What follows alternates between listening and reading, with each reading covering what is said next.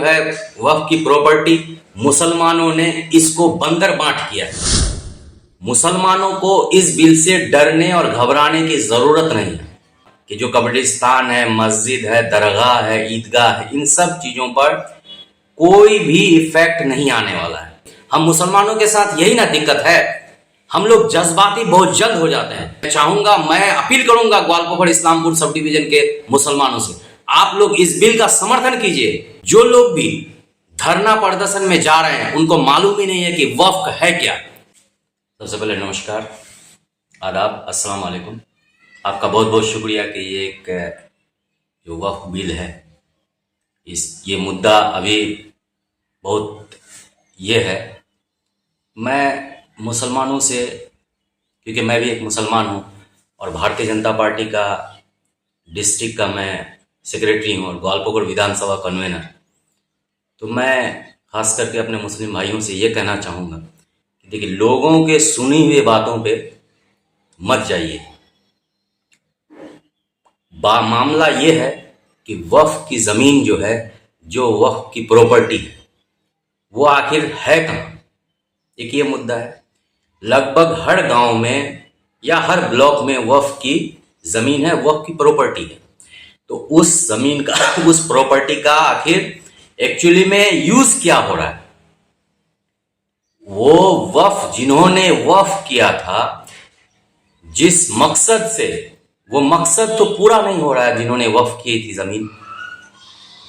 तो गवर्नमेंट ने, भारतीय जनता पार्टी की सरकार, एनडीए की सरकार जो देख रही है कि वक्फ की ज़मीन, जो मुसलमानों की ज़मीन है, जो मुसलमानों ने दिया, उस ज़मीन का सही से इस्तेमाल नहीं हो पा रहा है।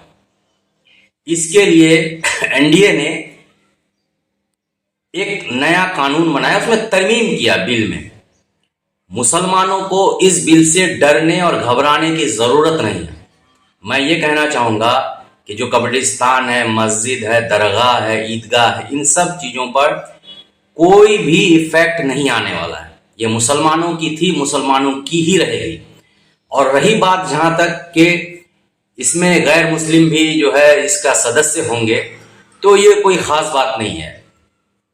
ये हिंदुस्तान है, हिंदुस्तान में इस तरह की चीज़ें होती है और जो भी होंगे आईएएस, वो ईमानदार ही होते हैं और वो ईमानदारी के साथ काम भी करेंगे। रही बात, अगर जहां पर 50% मुस्लिम आबादी है, वहां का अगर कैंडिडेट हिंदू हो सकता है, तो वक्फ के जो कमेटी बनेगा उसमें एक हिंदू क्यों नहीं रह सकता? जहां 70% मुस्लिम आबादी है, वोट है, वहां का एमएलए अगर हिंदू हो सकता है, तो वक्फ की जमीन का या वक्फ की कमेटी का जो सदस्य है वो दो गैर मुस्लिम क्यों नहीं हो सकता है? बिल्कुल हो सकता है और होगा। तो इसमें न डरने की न घबराने की कोई जरूरत नहीं है। जब मुल्क का प्रधानमंत्री हिंदू है, आपका सीएम हिंदू है, जब वो गलत नहीं कर सकता है, तो कमेटी में जो दो लोग रहेंगे वो लोग भी गलत नहीं करेंगे। और कानून के मुताबिक ही सभी लोग काम करते हैं और कानून के मुताबिक ही सभी लोग काम करेंगे। कानून के बाहर कोई नहीं है। देखिए, दो चीजें, ये वक्फ का जो है, वक्फ की प्रॉपर्टी, मुसलमानों ने इसको बंदर बांट किया है। मुसलमानों ने इसका बंदर बांट किया है, इसलिए आज ये चीजें हो रही हैं। अगर मुसलमानों ने इसका बंदर बांट नहीं किया होता ना, तो आज इस तरह की चीजें नहीं आती। अब आप देखिए, कलकत्ते में बहुत सारी ऐसी मस्जिदें हैं जिसकी बहुत ज्यादा जमीन है और बहुत प्रॉपर्टी है। किसी एक मस्जिद का जो है वक्फ की भी जमीन है, मस्जिद 5 कट्ठे में है और उसकी जमीन है 15 बीघा। सारे में दुकानें हैं, किसी का घर है, किसी का फ्लैट है, किसी का फैक्ट्री है। वो भाड़ा कितना दे रहा है? 50 रुपए, 100 रुपए। बताइए, कलकत्ता जैसे जगह में अगर 50 रुपए और 100 रुपए भाड़ा देगा एक दुकान का, एक मकान का, तो ये बंदर बांट ही नहीं है तो क्या है? वक्फ का जो सेक्रेटरी है, वक्फ का जो इसका ये है, वो उसका घर जाके देखिए तो बहुत बड़ा बड़ा बिल्डिंग। कहाँ से आया ये पैसा? कुछ करते नहीं है, बड़ी बड़ी गाड़ियों में घूमते हैं। ये हमारा पैसा है, मुल्क के मुसलमानों का पैसा था, जिनको मुसलमानों ने ही बंदर बांट करके अपना झोली भरने का काम किया है। इसके लिए जो लगाम लगाया जाएगा वो मुसलमानों के हित के लिए होगा, मुसलमानों के फायदे के लिए होगा, मुसलमानों के फलाह व बहबूद के लिए होगा। बहुत अच्छे सवाल आपने किया है। बिल्कुल गलत है उन लोगों का पार्टी छोड़ के जाना, ये जज्बात में लिया हुआ फैसला है। ग्वालपोखर के जस्ट बगल में बिहार किशनगंज है, वहां पर मास्टर मुजाहिद साहब है जो सीमांचल ने एक ऐसा नेता दिया है ना कि मैं आपको क्या बताऊं।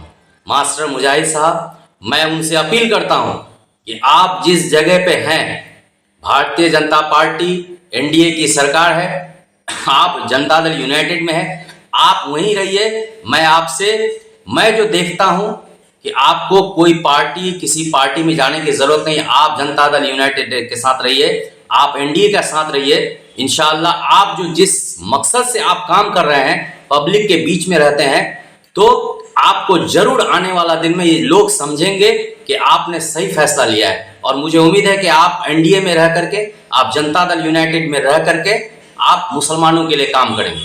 देखिए, जो लोग भी धरना, जुलूस, इस तरह का काम कर रहे हैं, वो आगे आने वाले मुसलमानों के लिए जो ये बिल, तरमीमी बिल जो पास हुआ है, वो उस चीज को गलत तरीके से वो समझा रहे हैं मुसलमानों को। और इस तरह का जुलूस, जलसों में आप लोग मत शामिल होइए और ना ऐसी चीजों को बढ़ावा दीजिए। मैं ये नहीं कहता हूं कि आप जो है प्रोटेस्ट कर सकते हैं, यह आपका अधिकार है, लेकिन जो बिल पास हुआ है उसको पहले समझिए, उसकी कॉपी को मंगवाइए, उसकी बुक को मंगवाइए, उसको पहले पढ़िए, उसके बाद कुछ फैसला लीजिए। हम मुसलमानों के साथ यही ना दिक्कत है, हम लोग जज्बाती बहुत जल्द हो जाते हैं। जज्बाती होने की बिल्कुल जरूरत नहीं है। आपको कोई दिक्कत है, कोर्ट है, कचहरी है, वहां जाइए। रोड पे धरना दे करके ये सरासर गलत है, लोगों को इससे परेशानी होती है। मैं अपील करूंगा ग्वालपोखर इस्लामपुर सब डिवीजन के मुसलमानों से, आप लोग इस बिल का समर्थन कीजिए और उम्मीद है कि समर्थन करेंगे, आपको जरूर इसका लाभ मिलेगा। जो लोग भी धरना प्रदर्शन में जा रहे हैं, उनको मालूम ही नहीं है कि वक्फ है क्या। उनके बगल की जमीन है, उनके बगल में वक्फ की हुई जमीन है, लेकिन उनको मालूम नहीं कि ये वक्फ की जमीन है। तो ऐसी चीजों को आपको जानने का अधिकार है कि आपके आबा व अजदाद ने जो वक्फ की थी अपने प्रॉपर्टी को, वो कहां है और किस हालत में है, और उसका फायदा आपको मिलना चाहिए। एक एक गरीब आदमी को, जो बेवा है, जिन बच्चियों की शादी नहीं होती है, वह के वक्फ के जो मुतवल्ली हैं, उनको चाहिए कि ऐसा जो भी लड़की है गांव में, समाज में गरीब है, उनकी मदद के लिए वक्फ की गई थी जमीनें, जायदादें, अभी वो बिल्कुल वो मकसद पूरा नहीं हो रहा है।